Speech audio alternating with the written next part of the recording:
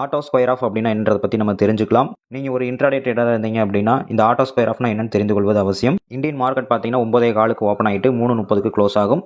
ஆனால் நீங்கள் ஒரு ட்ரேடு இன்ட்ராடேல வச்சு பை பண்ணுறீங்க அப்படின்னா அந்த ட்ரேடை 3:20க்குள்ளே க்ளோஸ் பண்ணணும் அப்படிங்கிறத ரூல்ஸ். அது எல்லா ப்ரோக்கருக்கும் அப்ளை ஆகும். ஒருவேளை நீங்கள் 3:20க்குள்ளே உங்களுடைய இன்ட்ராடே பொசிஷனை க்ளோஸ் பண்ணலை அப்படின்னா ஆட்டோமேட்டிக்காக அந்த புரோக்கர் சைட்லேருந்து உங்களுடைய பொசிஷனை க்ளோஸ் பண்ணிடுவாங்க.